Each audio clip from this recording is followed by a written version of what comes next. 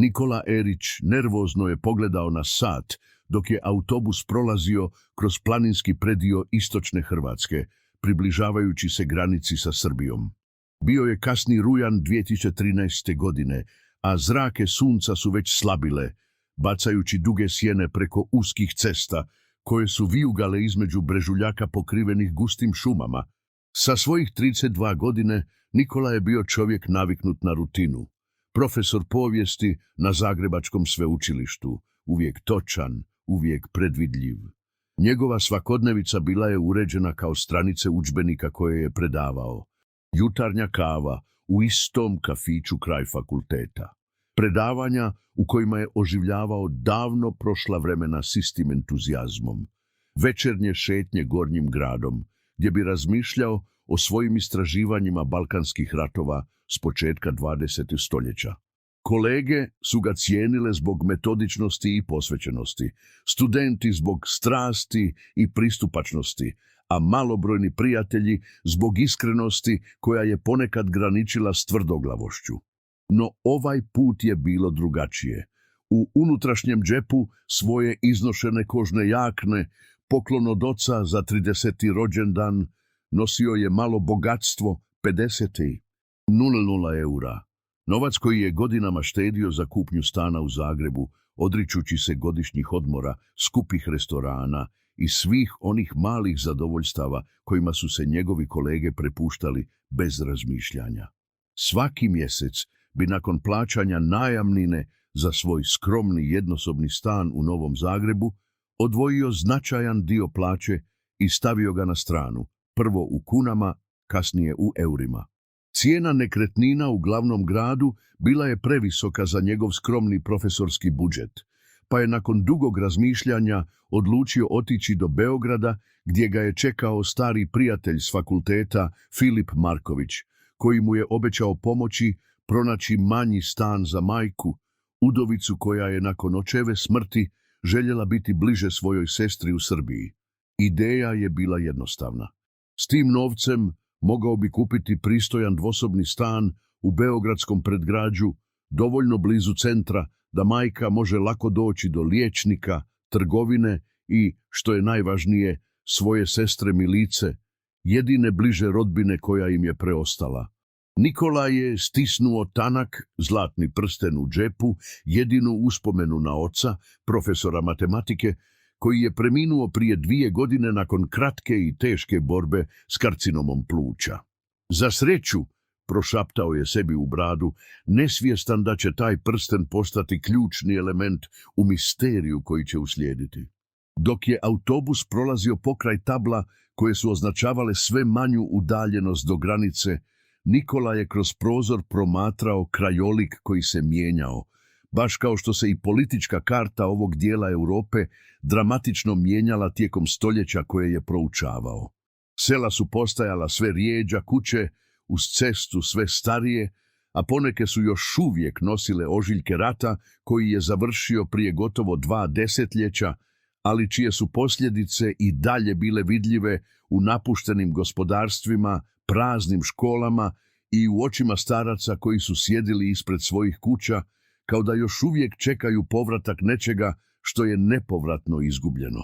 Autobus je bio gotovo prazan. Tek 10-ak putnika razbacanih po sjedalima, većinom umirovljenici, koji su putovali posjetiti rodbinu preko granice ili trgovci koji su redovito putovali ovom rutom.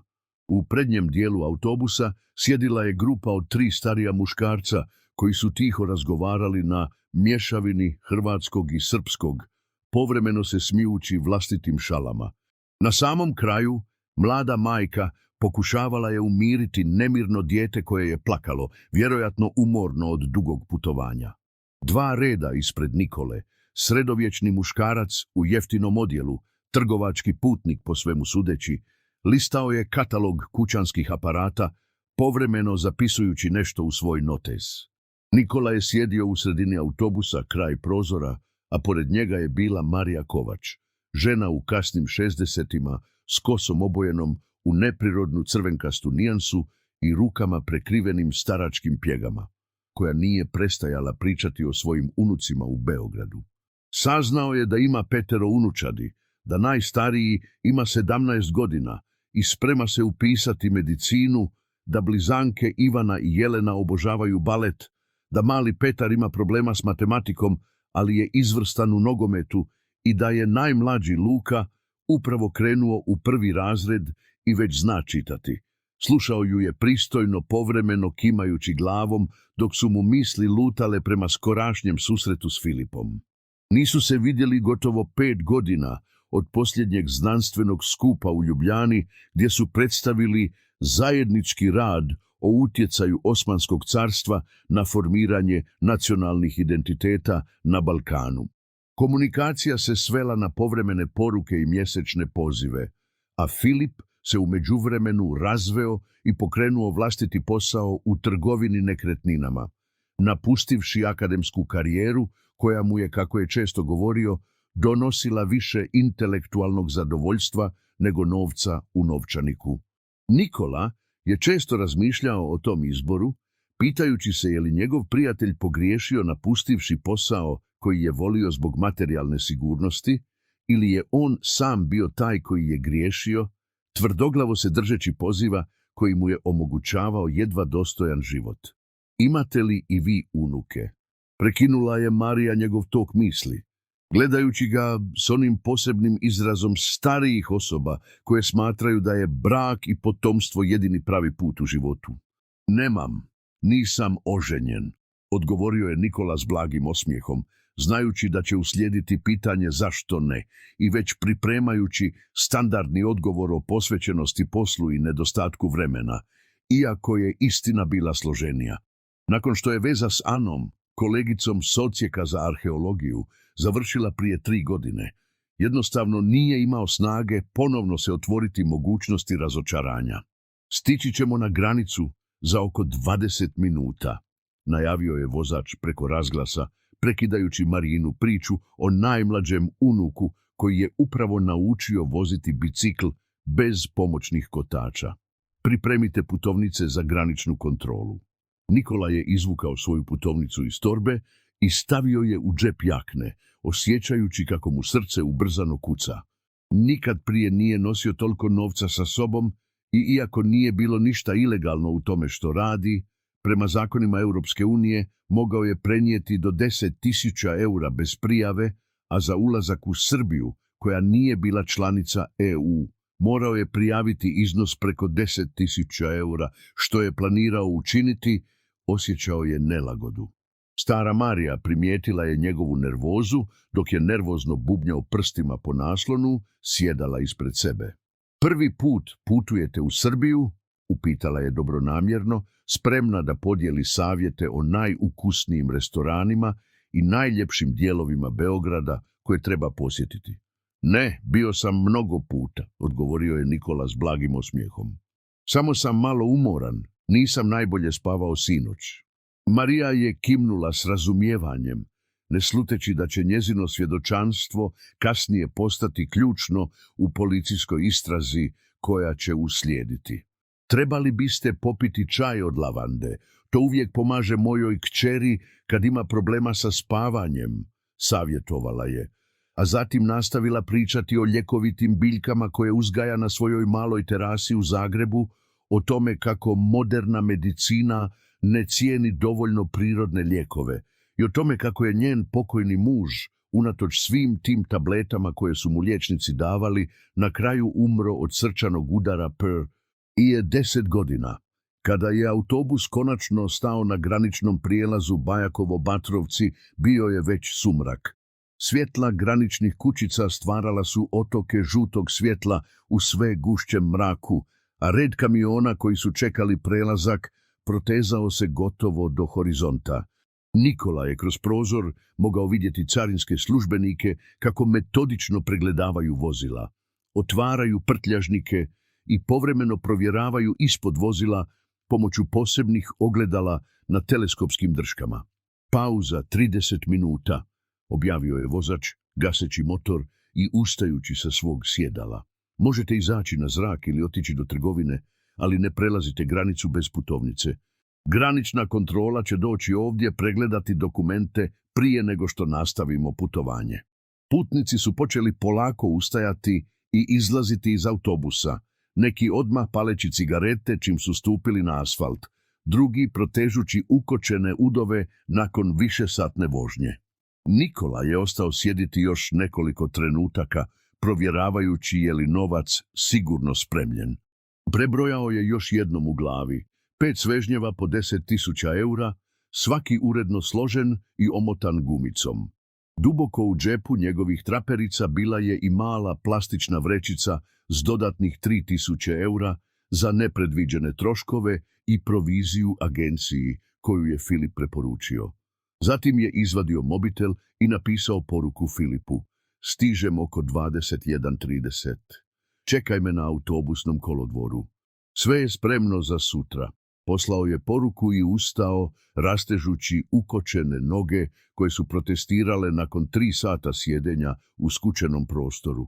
Marija je već izašla, vjerojatno u potrazi za nekim s kim bi mogla nastaviti razgovor dok čeka.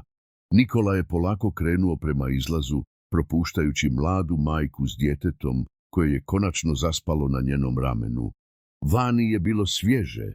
Miris jeseni miješao se s dimom cigareta graničnih policajaca koji su stajali kraj svoje kućice i razgovarali s vozačem autobusa, vjerojatno o rutinskim stvarima, broju putnika, krajnjem odredištu, vremenskim uvjetima na cesti.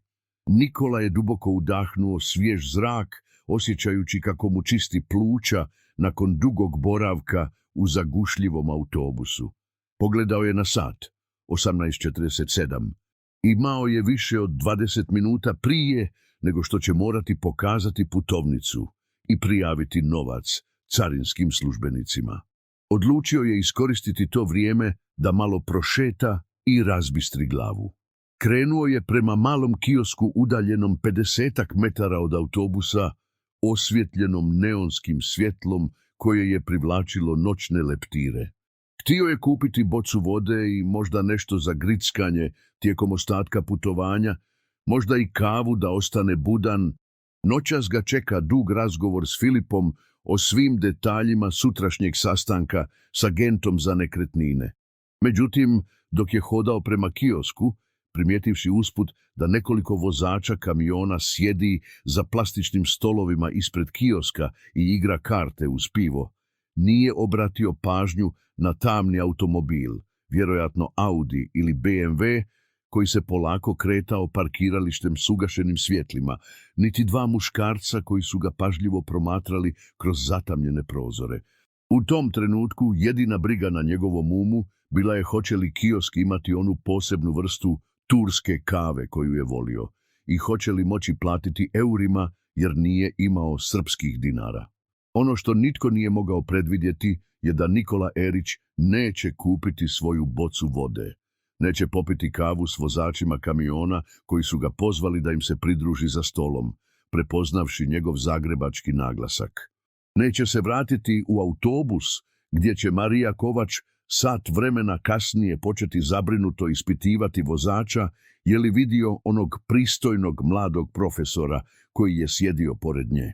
I sljedećih 10 godina nitko neće znati što se dogodilo profesoru povijesti koji je nestao tijekom rutinske pauze na graničnom prijelazu, ostavljajući za sobom samo neodgovorene poruke na mobitelu koji će policija kasnije pronaći bačen u grmlje 10 metara od kioska, bez SIM kartice i bez otisaka prstiju, i misterij koji će proganjati njegovu obitelj, prijatelje i istražitelje dugo nakon što je autobus nastavio putovanje prema Beogradu, bez njega, s jednim praznim sjedalom koje će svjedočiti o početku jednog od najčudnijih slučajeva nestanka osobe u novijoj hrvatskoj povijesti. Inspektor Davor Knežević duboko je uzdahnuo dok je listao tanki fascikl s oznakom Erić Nikola nestala osoba, koji je ležao na njegovom pretrpanom stolu u zgradi policijske uprave u Zagrebu. Prošla su 2 mjeseca od nestanka mladog profesora, a istraga je zapala u slijepu ulicu nakon početnog intenziteta potrage. Bilo je to hladno studeno jutro 2013. godine, a magla koja se uvlačila kroz poluotvoreni prozor kancelarije samo je pojačavala tmurno raspoloženje iskusnog policajca. S 30 godina staža iza sebe, Knežević je vidio svašta. Ubojstva, otmice, organizirani kriminal, ali ovaj slučaj ga je posebno mučio. Nikola Erić je naprosto ispario, kao da ga je zemlja progutala, ne ostavljajući za sobom nikakve konkretne tragove. Izvještaji koje je pregledavao bili su poražavajuće oskudni informacijama. Izjave drugih putnika iz autobusa koji su tvrdili da nisu primijetili ništa neobično. Snimke nadzornih kamera s graničnog prijelaza koje su pokazivale Nikolu kako izlazi iz autobusa i kreće prema kiosku, ali nijedna kamera nije pokrivala područje iza kioska gdje je pronađen njegov mobitel. Izjave obitelji i kolega koji su opisivali Nikolu kao pouzdanog, pedantnog čovjeka bez neprijatelja. Najzanimljiviji trag bio je novac, 50.000 eura koje je navodno nosio sa sobom, prema riječima njegove majke Jelene Erić, uplakane žene u ranim 60-ima, koja je svakodnevno zvala tražeći novosti o svom jedinom sinu. Novac ili žena, promrmljao je inspektor sebi u bradu, uvijek je jedno od ta dva. Međutim, detaljna provjera Nikolinog bankovnog računa pokazala je da je zaista godinama štedio, da bi odjednom podigao sav novac tjedan dana prije putovanja. Istraga nije otkrila nikakve kockarnice koje je posjećivao, dugove koje je trebao vratiti ili ljubavnice koje je skrivao. Čak ni Filip Marković, Nikolin prijatelj iz Beograda koji ga je trebao dočekati, nije mogao pružiti nikakve korisne informacije. Tvrdio je da nisu imali nikakvih neriješenih problema i da mu je Nikola zaista pisao o kupnji stana za majku. Inspektor Knežević povukao je dubok dim cigarete, iako je pušenje u zgradi bilo zabranjeno, i zagledao se u jedinu fotografiju Nikole Erića koju su imali u spisu, nasmiješenog mladića s naočalama, slikanu na nekom znanstvenom skupu gdje je držao predavanje. "Gdje si, profesore?" upitao je tiho, dok je pepeo s njegove cigarete padao po izlizanom linoleumu, ostavljajući sive tragove poput tragova koje je bezuspješno pokušavao pronaći posljednjih 8 tjedana.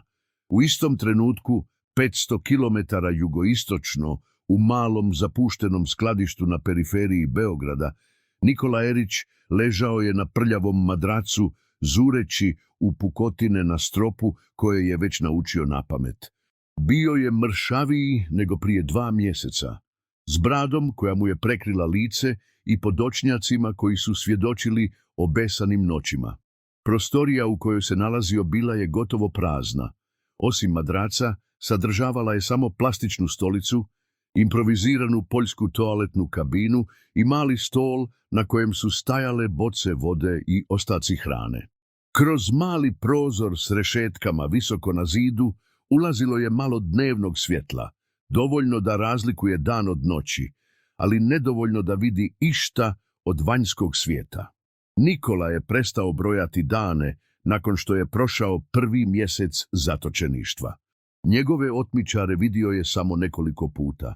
2 krupnih muškaraca koji su uglavnom šutjeli dok su mu donosili hranu i vodu, ponekad mijenjajući kantu koja je služila kao zahod. U početku je pokušavao razgovarati s njima, tražiti objašnjenja, moliti za oslobođenje, ali njihovi kratki odgovori na lošem engleskom "šuti", "džedi", "čekaj" nisu pružali nikakve informacije. Jedino što je znao je da su ga oteli zbog novca, ali nije mu bilo jasno zašto ga još uvijek drže zatočenog kada su već uzeli njegovih 50.000 eura. S vremenom je počeo shvaćati da je u pitanju nešto mnogo složenije od obične pljačke, ali nije mogao dokučiti što. Najveći strah mu je bio da ga drže zbog otkupnine, što bi značilo da je njegova majka sada sama suočena s nemogućim zahtjevima i neizvjesnošću. Ta misao ga je izjedala više od gladi, zime ili samoće. Da održi zdrav razum, Nikola je razvio rutinu. Ujutro bi radio vježbe koliko mu je skučeni prostor dozvoljavao. Zatim bi u glavi držao predavanja zamišljenim studentima, prepričavajući cijela poglavlja povijesnih udžbenika koje je godinama predavao. Poslijepodne bi provodio smišljajući planove za bijeg, analizirajući svaki detalj prostorije i svaki zvuk izvana, tražeći bilo kakvu priliku. Navečer bi recitirao poeziju koju je znao napamet ili tiho pjevao pjesme iz djetinjstva. Ponekad bi u najcrnjim trenucima razmišljao o tome da se pokuša ubiti. Madraca je imao platneni pokrivač koji bi mogao pokidati i napraviti omču, ali svaki put bi ga zaustavila pomisao na majku i nada da će ga ipak pronaći. Tog studenog dana, dok je inspektor Knežević u Zagrebu pregledavao tanki spis njegovog nestanka, Nikola je čuo neuobičajenu buku izvana. Glasne razgovore, zvuk više automobila koji dolaze, vrata koja se zatvaraju. Nešto se događalo, nešto drugačije od uobičajene tišine, prekinute samo povremenim dolaskom njegovih tamničara. Ustao je s madraca i prišao vratima, prislonivši uho na hladni metal, pokušavajući razabrati riječi. Razgovor se vodio na srpskom, ali s jakim naglaskom koji nije mogao identificirati, možda ruskim ili ukrajinskim. Jednu riječ je jasno čuo, ponovljenu nekoliko puta, pošiljka. Njegov puls se ubrzao, adrenalin prostrujao tijelom, nešto se mijenjalo, a promjena je mogla značiti priliku. Prvi put nakon mnogo tjedana osjetio je kako mu se u grudima budi nešto što je gotovo zaboravio, nada. Prošlo je 6 mjeseci od Nikolinog nestanka, a život njegove majke Jelene pretvorio se u beskrajno čekanje, prekinuto samo rijetkim trenucima sna induciranog tabletama koje joj je liječnik prepisao nakon što je počela patiti od nesanice i napadaja panike. Njezin mali stan u zagrebačkom naselju Trešnjevka, nekada uredan i ispunjen cvijećem koje je strastveno uzgajala, sada je bio zapušten, s uvenulim biljkama na prozorima i danima starim posuđem u sudoperu. Fotografije Nikole bile su posvuda. Na zidovima, policama, čak i na hladnjaku, kao da je njihovim umnožavanjem mogla nekako prizvati sina natrag u stvarnost. Tog travanjskog jutra 2014. godine, dok je mehanički miješala kavu koju vjerojatno neće popiti, začula je zvono na vratima.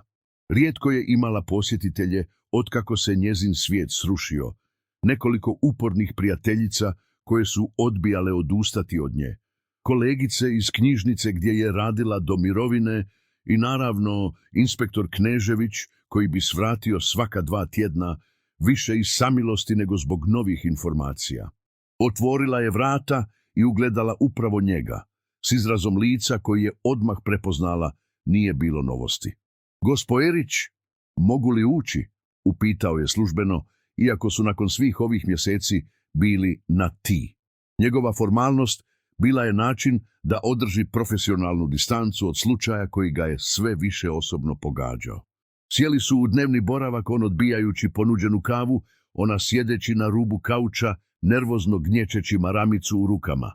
Završili smo s pregledom Nikolinog računala i mobitela, onog koji je pronađen, započeo je. Nismo pronašli ništa sumnjivo. Njegovi e-mailovi, povijest pretraživanja, sve je uobičajeno. Uglavnom akademski radovi, istraživanja za njegova predavanja, komunikacija s kolegama.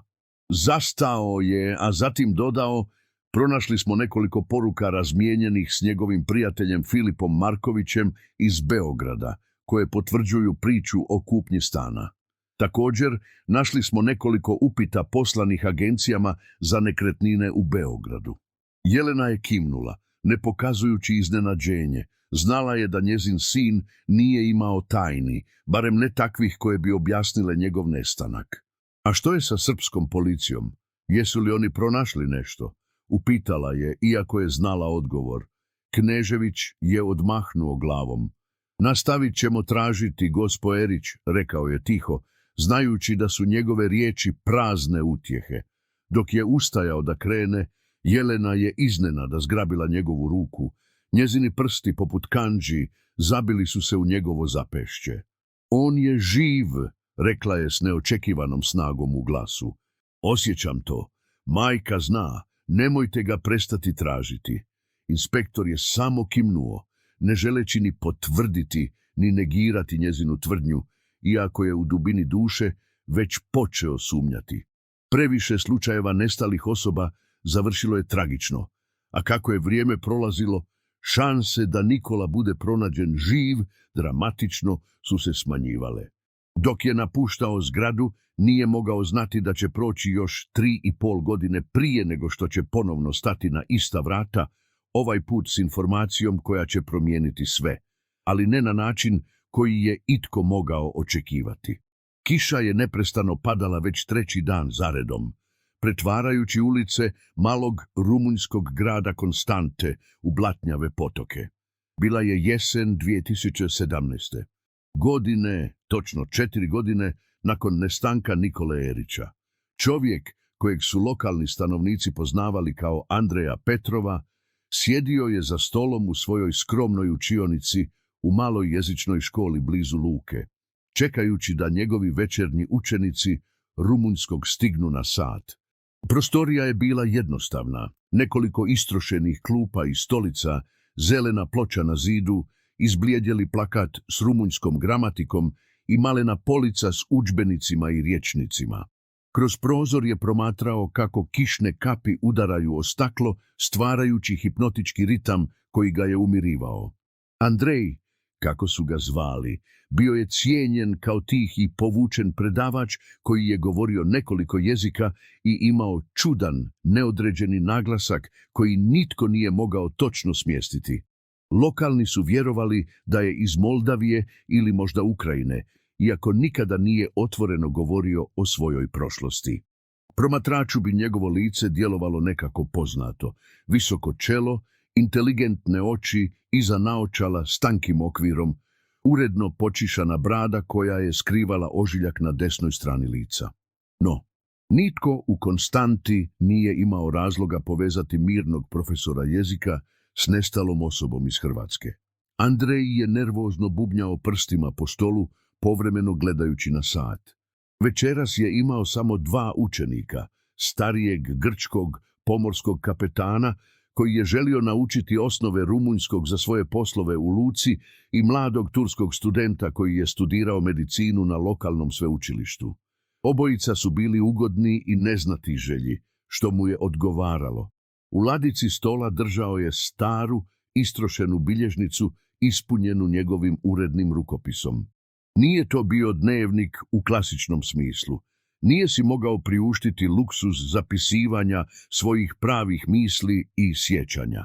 Umjesto toga, bilježnica je sadržavala 100 stranica bilješki o povijesti Balkana, detaljne analize osmanskog utjecaja na balkanske države, skice za nikad napisane znanstvene radove. Bio je to jedini most prema njegovom prošlom životu, jedini način da održi vezu s osobom koja je nekoć bio Nikolom Erićem, profesorom povijesti iz Zagreba. Ponekad bi u rijetkim trenucima privatnosti otvarao tu bilježnicu i čitao vlastite zapise, kao da čita o tuđem životu, životu koji mu je izgledao sve dalje i nestvarnije. 4 godine koje su prošle od one kobne večeri na graničnom prijelazu promijenile su ga iz temelja, fizički, mentalno, emotivno. Tjelesne promjene bile su najočitije, mršavije lice, nova frizura, brada, naočale drugačijeg okvira, ožiljak na licu, posljedica neuspjelog pokušaja bijega iz skladišta u Beogradu. Ali unutarnje promjene bile su dublje. Više nije bio optimističan mladić koji je vjerovao u pravdu i red. Postao je oprezan, sumnjičav, uvijek na oprezu. Rijetko je spavao više od 4 sata noću, uvijek budan na najmanji zvuk. Nikad nije koristio društvene mreže, izbjegavao je fotografiranje, plaćao isključivo gotovinom. Naučio je biti nevidljiv, prolaziti kroz život, ostavljajući minimalan trag. Dok je kroz prozor promatrao tamne oblake nad Crnim morem, razmišljao je o svom sadašnjem životu, o maloj garsonijeri iznad pekare u kojoj je živio, o škrtoj plaći koja je bila dovoljna tek za osnovne potrebe, o potpunom odsustvu bliskih odnosa. I kao i svake večeri, razmišljao je o majci, pitajući se je li još uvijek živa, je li dobro, misli li da je mrtav. Najgora muka nije bila strah ili siromaštvo, već nemogućnost da joj javi da je živ, da je dobro, da misli na nju. Ta nemogućnost izjedala ga je iznutra, ostavljajući prazninu koju ništa nije moglo ispuniti. Prva godina njegovog novog života bila je najteža. Nakon 4 mjeseca zatočeništva u onom skladištu u Beogradu došlo je do neočekivanog preokreta. Umjesto očekivane smrti ili oslobođenja, Nikola je postao dio nečega što je tek postupno shvatio. Mreže trgovine ljudima, ali neuobičajene vrste. Umjesto seksualnog iskorištavanja ili ropskog rada, ova mreža je proizvodila nove identitete. Jedne noći, nakon što je čuo onu neobičnu buku i razgovor o pošiljci, njegovi otmičari su ga drogirali i odveli na drugo mjesto, veću zgradu negdje dublje u unutrašnjosti Srbije. Tamo je zatekao još nekoliko zatočenika, uglavnom muškaraca između 25 i 45 godina. Svi obrazovani, mnogi s vještinama koje su bile tražene, liječnici, inženjeri, profesori poput njega. Tek mjesecima kasnije, kroz razgovore sa supatnicima i krhotine informacija koje je uspio uhvatiti od čuvara, shvatio je strašnu istinu. Bili su oteti da postanu netko drugi. Dobili bi nove identitete, putovnice, životne priče i bili bi poslani u razne zemlje istočne Europe i središnje Azije da žive kao uspavani agenti. Nikola nikada nije saznao tko stoji iza cijele operacije. Je li to bila neka strana obavještajna služba, kriminalna organizacija ili neka treća strana? Ali je shvatio da je riječ o dugoročnoj strategiji. Gradili su mrežu ljudi koji su mogli biti aktivirani godinama kasnije za razne zadatke. Neki zatočenici su se opirali, pokušavali pobjeći ili odbijali suradnju. Nikola nikada nije saznao što se dogodilo s njima, ali njihov iznenadni nestanak iz objekta gdje su bili držani govorio je sam za sebe.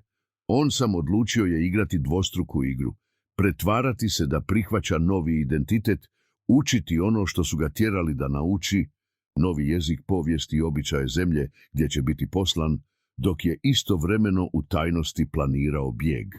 Nakon 8 mjeseci obuke, tijekom kojih je naučio tečno govoriti rumunjski i upoznao se s političkom situacijom u zemlji, dobio je novi identitet. Andrej Petrov, nastavnik jezika rođen u Kišinjevu, s rumunjskom putovnicom i kompletnom lažnom biografijom.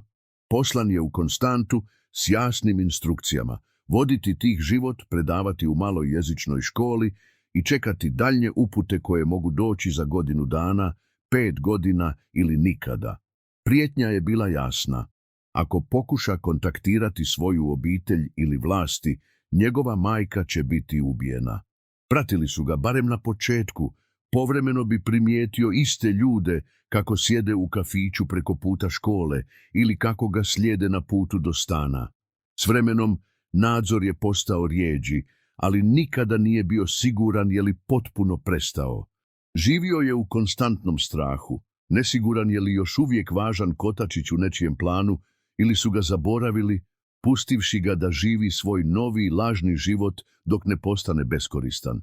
Jedina utjeha bilo je znanje da, dokle god igra po njihovim pravilima, njegova majka je vjerojatno sigurna. Tek nakon gotovo 3 godine u Konstanti, kada je zaključio da ga više aktivno ne nadziru, počeo je razmišljati o mogućnosti bijega, o povratku svom pravom identitetu. No, kako? Kome vjerovati? Ako se pojavi u hrvatskoj ambasadi, hoće li mu povjerovati ili će pomisliti da je lud? Ako se obrati rumunjskoj policiji, hoće li ga zaštititi ili će informacija nekako doći do njegovih otmičara? I najvažnije, može li riskirati majčin život na temelju pretpostavke da ga više ne prate? Pitanja su bila mnoga, a odgovori malobrojni. Zato je nastavio živjeti kao Andrej, učeći svoje studente, hodajući istim rutama, kupujući u istim trgovinama. I čekajući priliku, znak, bilo što bi mu pokazalo put prema slobodi.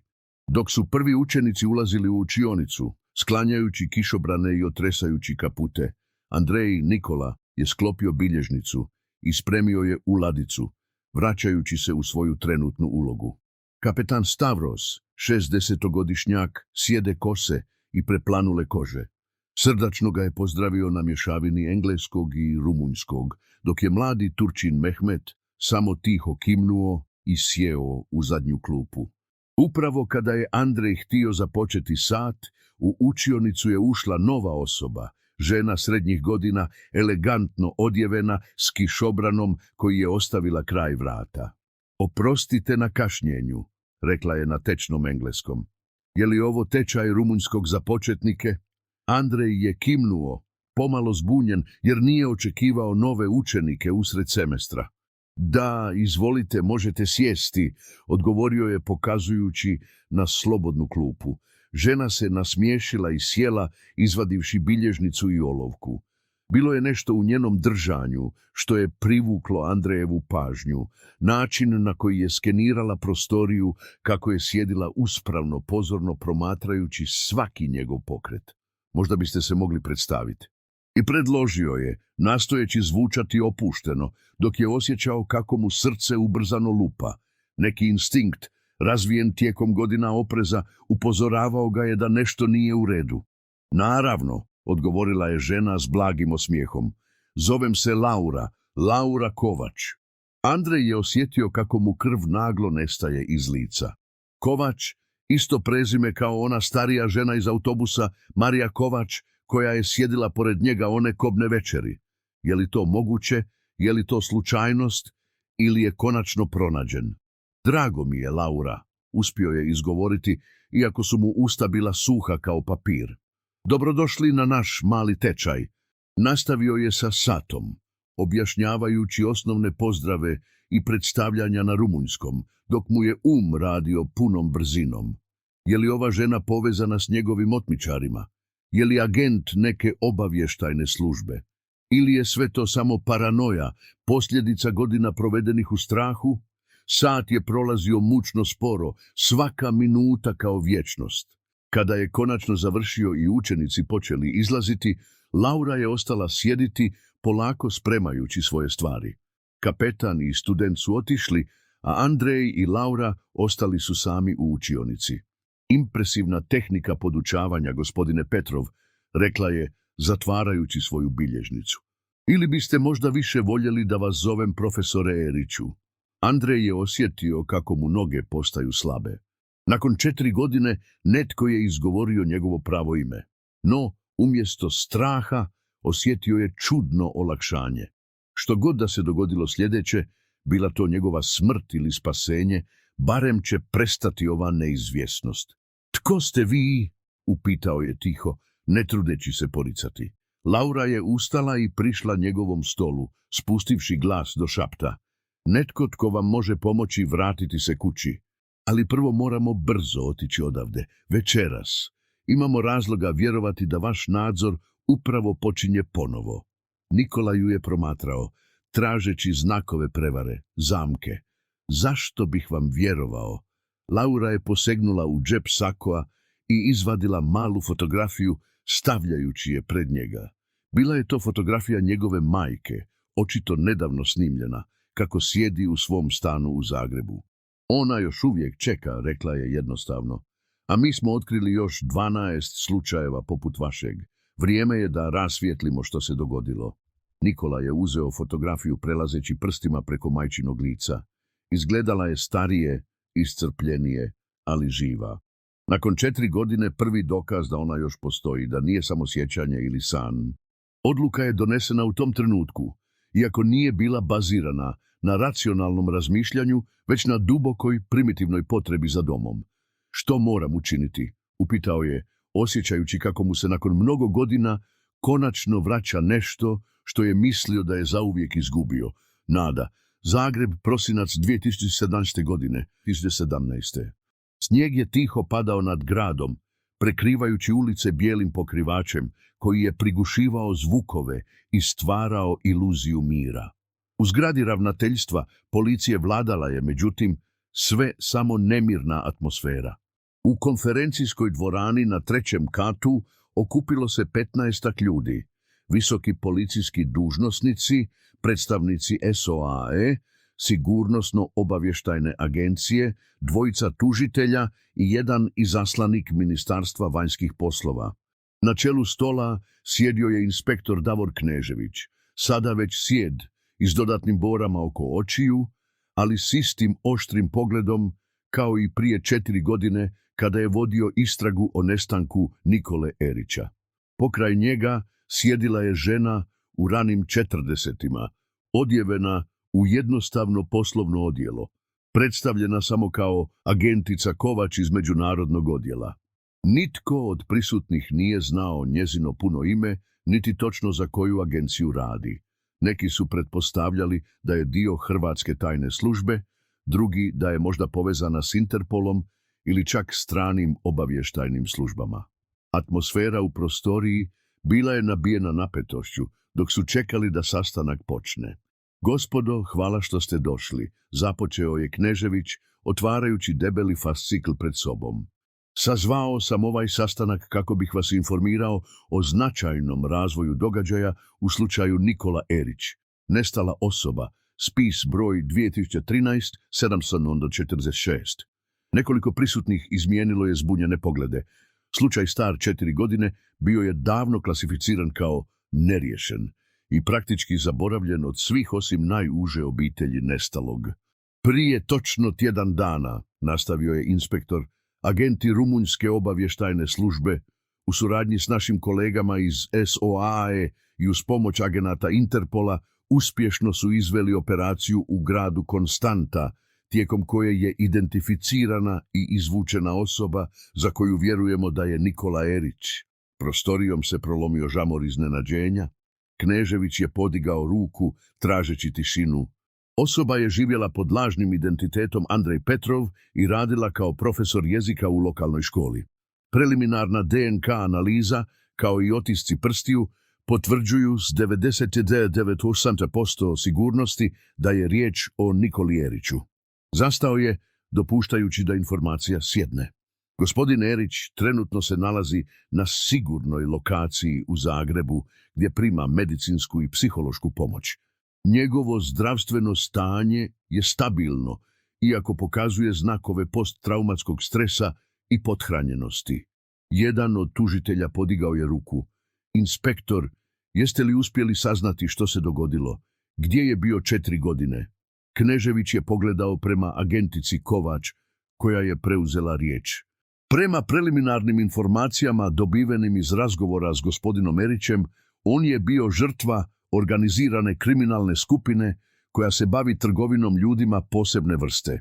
Otet je na graničnom prijelazu odveden u Srbiju, gdje je držan u zatočeništvu nekoliko mjeseci, nakon čega mu je dan novi identitet i poslan je u Rumunjsku. Zastala je, a zatim dodala: detalji su još uvijek predmet istrage, ali vjerujemo da je dio veće operacije koja uključuje otmice visoko obrazovanih osoba koje zatim dobivaju nove identitete i bivaju razmještene po različitim zemljama Istočne Europe i bivšeg Sovjetskog saveza. Prostorijom se prolomio još jedan val iznenađenih komentara. Predstavnik Ministarstva vanjskih poslova, ozbiljan čovjek u tamnom odjelu, nagnuo se naprijed. Imate li dokaze o umiješanosti stranih država u ovu operaciju? Agentica Kovač odmahnula je glavom. Još uvijek istražujemo. Moguće je da je riječ o nedržavnom akteru, možda privatnoj obavještajnoj organizaciji ili kriminalnoj skupini koja prodaje te agente zainteresiranim stranama. Knežević je ponovno preuzeo riječ. Ono što znamo jest da je gospodin Erić uspio dati vrijedne informacije o još najmanje 12 osoba koje su prošle kroz isti proces. Interpol već radi na njihovoj identifikaciji i mogućem spašavanju. Pogledao je prema okupljenim dužnosnicima, a zatim dodao: također znamo da je ovo tek vrh sante leda. Gospodin Erić vjeruje da je u procesu obuke vidio više od 50 osoba različitih nacionalnosti. Na sigurnoj lokaciji, zapravo malom apartmanu u zgradi u vlasništvu MUP-a u mirnom dijelu Zagreba, Nikola Erić sjedio je na krevetu, gledajući kroz prozor na snijegom prekriveni park. Bio je to prvi hrvatski snijeg koji je vidio nakon 4 godine, a prizor mu je istovremeno bio i poznat i čudan, kao da gleda scenu iz filma o svom prošlom životu. Posljednjih 7 dana bili su poput grozničavog sna, bijeg iz Konstante pod okriljem noći, skrivanje u sigurnoj kući na rumunjskom selu, zatim let privatnim zrakoplovom do Zagreba, beskrajni intervjui s agentima različitih službi, liječnički pregledi, psihološke procjene. Tijelo mu se oporavljalo brže od uma. Nakon godina nedovoljne prehrane i nedostatka sunca, vitamine i minerale koje su mu liječnici prepisali, brzo su počeli djelovati. Mentalno, međutim, još uvijek je bio između 2 svijeta. Nije više bio Andrej Petrov, ali nije se još osjećao ni kao Nikola Erić. Imao je noćne more, trzao se na iznenadne zvukove, neprestano provjeravao prostoriju za mogućim izlazima i skrivenim opasnostima. Doktori su rekli da je to normalno, da će trebati vremena da se njegov prilagodi činjenici da je napokon siguran. Ali je li zaista bio siguran? To pitanje mu se neprestano vraćalo, posebno noću, kada bi se budio obliven hladnim znojem, siguran da čuje korake u hodniku ili šaputanje na stranom jeziku iza vrata. Često bi razmišljao o ljudima koje je ostavio iza sebe, o učenicima u Konstanti koji su vjerojatno zbunjeni iznenadnim nestankom svog nastavnika, o staroj gazdarici koja mu je ponekad ostavljala domaći kolač pred vratima, o drugim zatočenicima koje je vidio tijekom svoje obuke i koji su možda još uvijek živjeli lažne živote negdje u istočnoj Europi, nesvjesni da spas može biti moguć. Najviše od svega razmišljao je o majci, još je nije vidio. Liječnici i agenti inzistirali su da prvo mora proći određena faza oporavka prije emotivnog susreta. Svaki dan je pitao kada će je moći vidjeti, a odgovor je uvijek bio isti. Uskoro. Znao je da je živa i zdrava, pokazali su mu novije fotografije i čak su mu dali da sluša snimku njezinog glasa, poruku koju je snimila za njega kada su je obavijestili da je pronađen. Slušao ju je iznova i iznova, majčin glas koji je drhtao od emocija. Nikola, sine moj, znala sam da si živ. Majka uvijek zna, čekam te, vrati se kući. Te riječi bile su njegov oslonac u stvarnosti, podsjetnik da, unatoč svemu što je prošao, još uvijek ima dom. Čuo je kucanje na vratima i okrenuo se. U sobu je ušla agentica Kovač, Laura, kako je zamolila da je zove. Bila je to žena koja ga je pronašla u Konstanti i organizirala njegov bijeg. Tijekom proteklog tjedna postala je njegova veza sa svijetom, jedina konstanta u vrtlogu promjena. Kako se osjećaš danas? Upitala je, sjedajući na stolicu nasuprot njega. Nikola je slegnuo ramenima. Bolje, mislim. San je još uvijek problem. Laura je kimnula s razumijevanjem. To je očekivano. Traume poput tvoje ne nestaju preko noći. Zastala je, a zatim dodala s malim osmijehom. Imam dobre vijesti. Liječnici su dali zeleno svjetlo. Možeš vidjeti majku. Sutra. Nikola je osjetio kako mu srce preskače otkucaj, a u očima se skupljaju suze. Stvarno? Laura je kimnula. Da, bit će to privatni susret, samo vas dvoje. Mi ćemo biti u susjednoj prostoriji, ali nećemo smetati. Nikola je duboko udahnuo, pokušavajući smiriti navalu emocija. Hvala ti, rekao je jednostavno, znajući da te 2 riječi ne mogu izraziti dubinu njegove zahvalnosti. Laura je ustala i prišla prozoru, gledajući snijeg koji je i dalje padao. Ima još nešto, rekla je, ne okrećući se. Uspjeli smo identificirati još 3 od onih 12 koje si opisao. Jedan je u Moldaviji, jedan u Azerbajdžanu, jedan u Kazahstanu. Interpol organizira operacije za njihovo spašavanje. Okrenula se prema njemu, lice joj je bilo ozbiljno. Tvoje informacije spašavaju živote, Nikola. Ali bojim se da smo time pokrenuli opasnu igru. Ljudi koji stoje iza ovoga, tko god oni bili, neće stajati prekriženih ruku dok razbijamo njihovu mrežu. Sljedećeg jutra Jelena Erić ušla je u zgradu u pratnji inspektora Kneževića. Bila je odjevena u svoju najbolju haljinu, onu tamno plavu koju je čuvala za posebne prilike, a sjedina u njezinoj kosi bila je pažljivo prekrivena bojom. U rukama je držala malu kutiju, obiteljski album sa fotografijama koje je željela pokazati sinu da vidi što je propustio tijekom svoje odsutnosti. Inspektor ju je vodio dugim hodnikom, pružajući joj riječi ohrabrenja koje je jedva čula kroz lupanje vlastitog srca. Konačno su stali pred jednim vratima. Gospođo Erić, rekao je inspektor, moram vas upozoriti, vaš sin je prošao kroz vrlo traumatično iskustvo. Možda će vam se činiti drugačijim, možda će trebati vremena da se prilagodi. Budite strpljivi. Jelena je odlučno kimnula. Znam svoje dijete, inspektore, odgovorila je. Bez obzira što se dogodilo, on je i dalje moj Nikola. Knežević je otvorio vrata i Jelena je ušla u jednostavno namještenu dnevnu sobu. Na drugom kraju prostorije, kraj prozora, stajao je muškarac okrenut leđima. Bio je mršaviji nego što ga je pamtila, kosa mu je bila drugačije podšišana, ali čak i s leđa prepoznala bi svog sina među tisućama. Nikola, rekla je tiho, gotovo šaptom. On se polako okrenuo, a na njegovom licu vidio se strah, nada, ljubav, sve pomiješano u izraz koji je razbio njezino srce i istovremeno ga ispunio neizrecivom radošću. Mama, rekao je, a njegov glas, iako dublji i promukao od emocija, bio je isti onaj koji je svake noći čula u svojim snovima i molitvama. Prešla je sobu u nekoliko koraka i zagrlila ga, osjećajući kako joj suze teku niz lice. Bio je tako mršav pod njezinim rukama, gotovo krhak, ali živ i stvaran, a ne samo sjećanje ili fantom iz snova.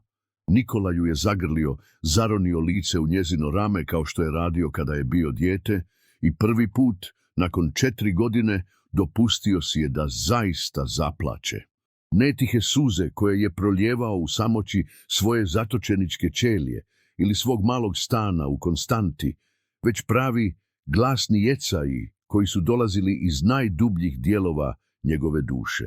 Nisu razmijenili nijednu riječ nekoliko dugih minuta, samo su stajali zagrljeni, majka i sin ponovno ujedinjeni nakon što ih je sudbina razdvojila na način koji nijedan od njih nije mogao predvidjeti. Konačno, kada su se suze smirile, Jelena se malo odmaknula, držeći sina za ramena i gledajući ga u lice. Pogledaj se, rekla je kroz smiješak, brišući suze.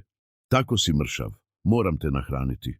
Bila je to tako tipična majčinska primjedba, tako normalna i svakodnevna usred izvanrednih okolnosti, da je Nikola morao prasnuti u smijeh. Prvi stvarni smijeh nakon toliko vremena da je zvuk zvučao strano i u njegovim vlastitim ušima. Nedostajala si mi, mama, rekao je jednostavno. Jelena je kimnula, a zatim ga povela do kauča gdje su sjeli, držeći se za ruke, kao da se boje da će onaj drugi nestati ako ga puste. Reci mi, rekla je nježno, što ti se dogodilo? Gdje si bio svih ovih godina? I tako je Nikola počeo pričati, isprekidano s prekidima, ponekad se vraćajući unatrag da objasni nešto što je propustio, priču o svojoj otmici, zatočeništvu, novom identitetu, godinama provedenim u Rumunjskoj. Jelena je slušala, ne prekidajući ga, samo povremeno stišćući njegovu ruku kada bi došao do posebno teškog dijela priče. Inspektor Knežević i agentica Kovač gledali su ih kroz jednosmjerno ogledalo iz susjedne prostorije, dajući im privatnost, ali istovremeno osiguravajući njihovu sigurnost. Nevjerojatno, promrmljao je inspektor. 4 godine. Zamislite živjeti 4 godine kao netko drugi. Laura je kimnula, ne skidajući pogled s para na kauču. Ovo je tek početak, rekla je tiho. Bit će još mnogo takvih priča ako uspijemo pronaći ostale i još mnogo pitanja. Tko stoji iza ovoga? Zašto? Što su planirali s tim uspavanim agentima? Knežević ju je pogledao s izrazom koji je odavao mješavinu profesionalnog interesa i osobne zabrinutosti. Mislite li da je sada siguran? Hoće li pokušati doći po njega? Laura je dugo šutjela prije nego što je odgovorila: ne znamo, ali ne možemo ga držati zauvijek na sigurnoj lokaciji. Za dan, dva morat ćemo ga pustiti kući s majkom, uz određene mjere opreza naravno. Zastala je, a zatim dodala: svi mi zaslužujemo šansu da ponovno živimo svoje živote, inspektor. Čak i ako to znači preuzimanje određenog rizika. Travanj 2023. godine, točno 10 godina nakon Nikolinog nestanka na graničnom prijelazu. Proljeće je stiglo u Zagreb, a gradski parkovi bili su prepuni prvih cvjetova i mladog zelenila. U modernoj zgradi Hrvatskog novinarskog društva u centru grada velika konferencijska dvorana bila je ispunjena do posljednjeg mjesta. Novinari iz Hrvatske, susjednih zemalja, pa čak i svjetskih medijskih kuća poput BBC-a, CNN-a i Al Jazeera sjedili su s pripremljenim mikrofonima, kamerama i bilježnicama. Na povišenom podiju za govornike nalazilo se 5 stolica. U sredini je sjedio Nikola Erić, sada 42-godišnjak, čije je lice pokazivalo tragove proživljenog iskustva, ali i novostečeni mir. Njegova kosa bila je prošarana sjedinama, a iza naočala oči su mu bile bistre i odlučne. S njegove lijeve strane sjedila je agentica Laura Kovač, sada voditeljica posebnog odjela Interpola za borbu protiv trgovine ljudima, a s desne strane 2 muškaraca i 1 žena. Sve bivše žrtve iste mreže otmičara, sada oslobođeni i vraćeni svojim pravim identitetima. Adrian Popescu, rumunjski inženjer pronađen u Armeniji, Katarina Novak, slovenska liječnica pronađena u Gruziji, Mikhail Sorokin, ruski profesor matematike pronađen u Uzbekistanu. Svaki od njih imao je svoju priču, svoj put kroz tamu i nazad u svjetlo. Posljednjih 5,5 godina od svog povratka u Zagreb, Nikola je posvetio život jednoj misiji, pronalaženju ostalih žrtava i razotkrivanju organizacije koja je stajala iza mreže otmica. Početak je bio težak, mjeseci rehabilitacije, psihološke terapije, ponovnog učenja kako živjeti normalnim životom.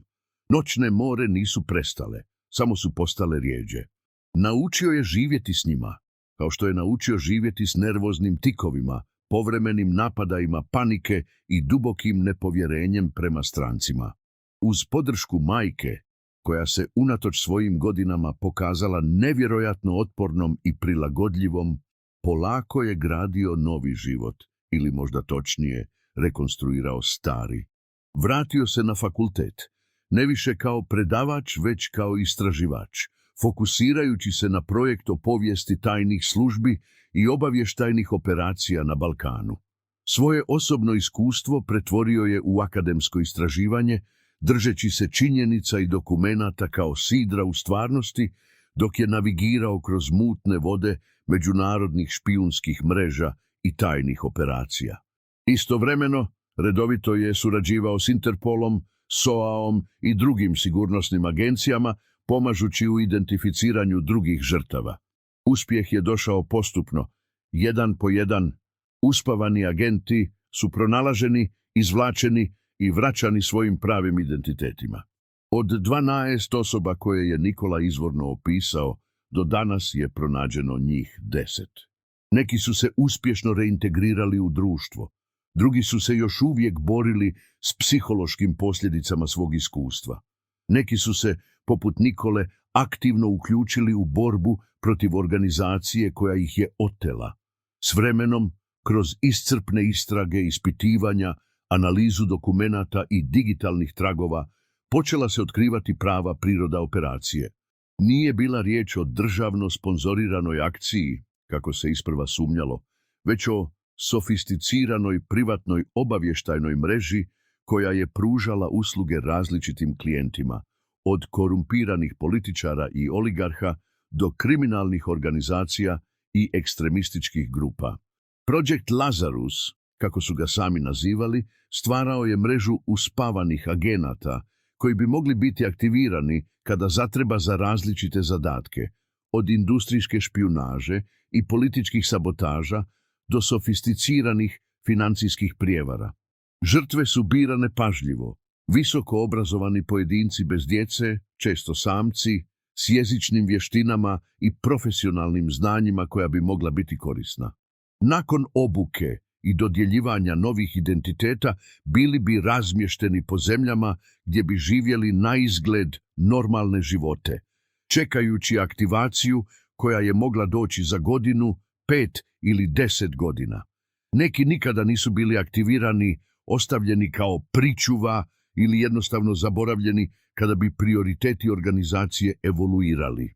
Ono što je najviše uznemiravalo istražitelje bila je činjenica da je mreža djelovala više od 15 godina prije nego što je otkrivena i da je kroz nju vjerojatno prošlo više od 200 osoba različitih nacionalnosti. Dame i gospodo, započeo je Nikola govoreći mirnim, odmjerenim tonom u mikrofon, hvala vam što ste došli na ovu konferenciju za medije. Danas, točno 10 godina nakon mog nestanka, ovdje smo da podijelimo s javnošću rezultate međunarodne istrage, koja je razotkrila jednu od najvećih i najdugovječnijih operacija trgovine ljudima u modernoj europskoj povijesti. Zastao je, dopuštajući da njegove riječi odjeknute prostorijom ispunjenom tišinom iščekivanja. Iza mene vidite samo nekoliko od desetaka žrtava ove operacije koje su do sada identificirane i spašene. Svaki od nas ima svoju priču, ali sve ih povezuje ista organizacija, kriminalna mreža koja se skrivala iza imena Projekt Lazarus. Nikola je nastavio objašnjavati strukturu organizacije, način regrutacije žrtava, njihovu obuku i razmještanje. Govorio je profesionalno, kao povjesničar koji predstavlja istraživački rad, ali povremeno bi mu glas zadrhtao kada bi dotaknuo osobna iskustva. Naša istraga, provedena u suradnji s Interpolom i sigurnosnim službama 12 zemalja, konačno je identificirala glavne organizatore ove mreže.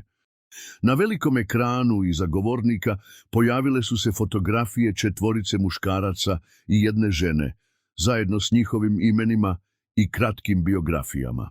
Jučer ujutro, u koordiniranoj akciji koja je obuhvatila 5 zemalja, svih 5 glavnih organizatora je uhićeno.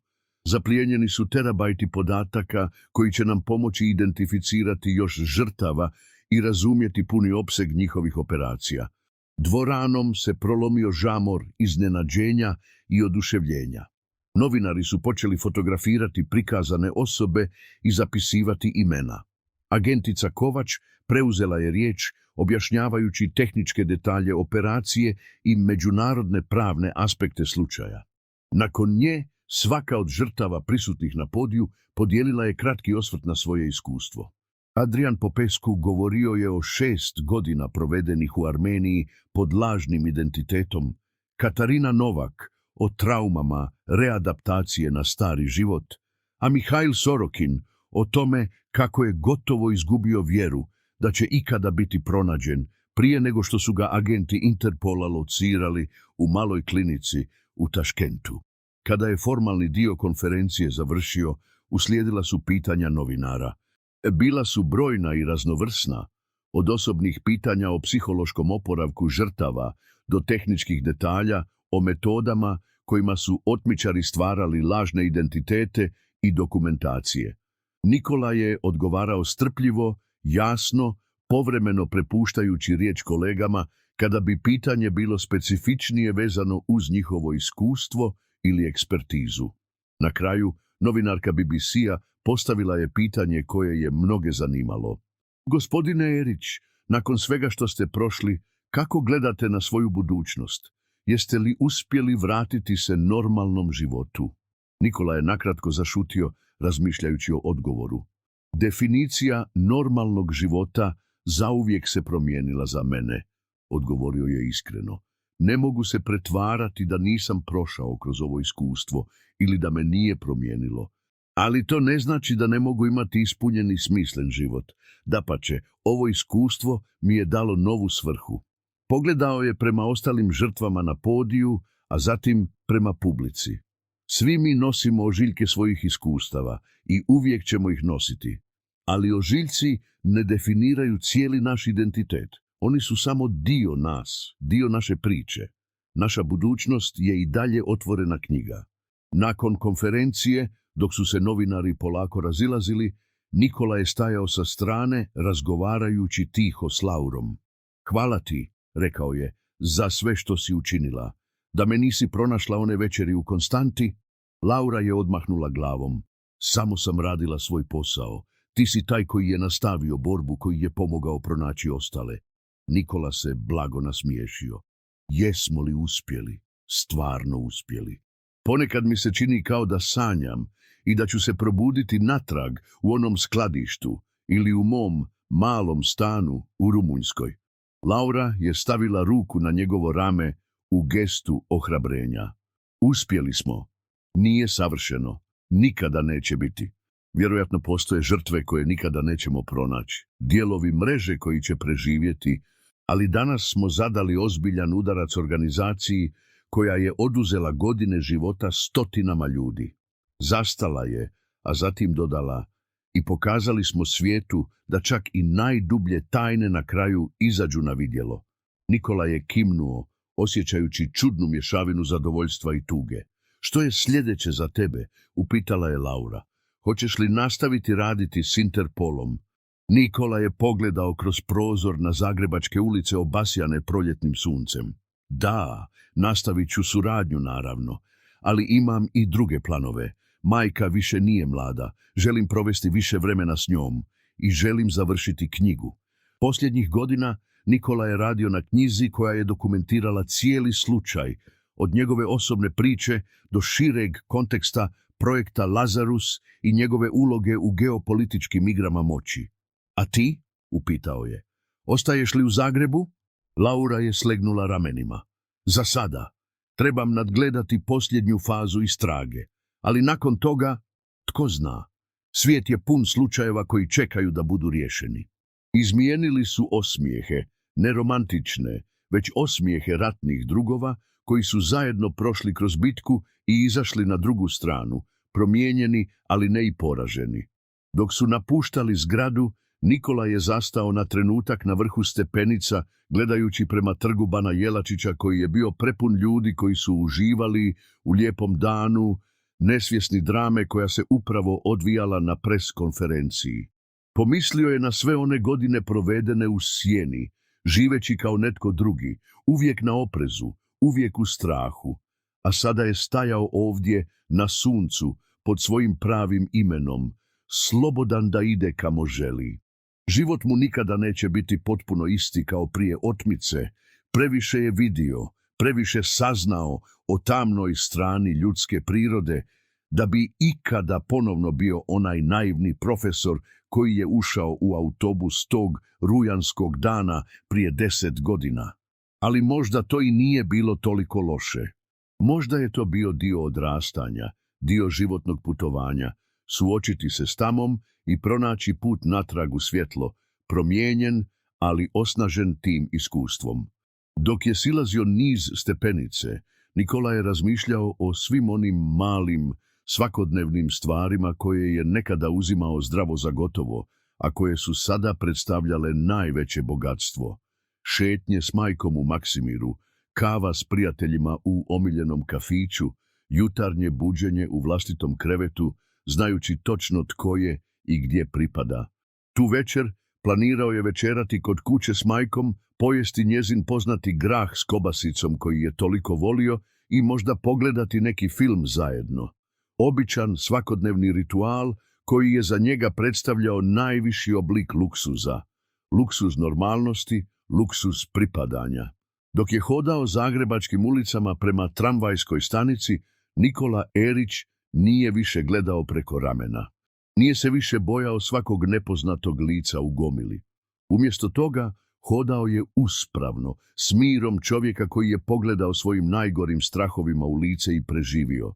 Čovjeka koji je prošao kroz vatru i izašao s druge strane, noseći svoje ožiljke kao medalje časti. Negdje u daljini crkveno zvono oglasilo je puni sat, a zvuk se razlio zrakom poput obećanja o novim počecima, o drugoj šansi, o životu koji, unatoč svemu, i dalje vrijedi živjeti.